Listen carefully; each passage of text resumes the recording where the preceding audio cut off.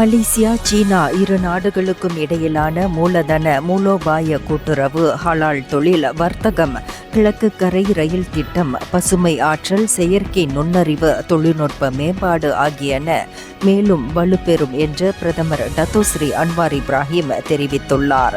2025 ஆண்டு ஆசியான் உச்சநிலை மாநாட்டின் தொடரில் சீன பிரதமர் லீ கியாங் உடன் இருதரப்பு கலந்துரையாடலை நடத்தினேன். பிராந்திய ஒத்துழைப்பை வலுப்படுத்த சீன அரசின் உறுதியான பங்கெடுப்பை நான் பாராட்டுகிறேன் என அன்வார் கூறினார்.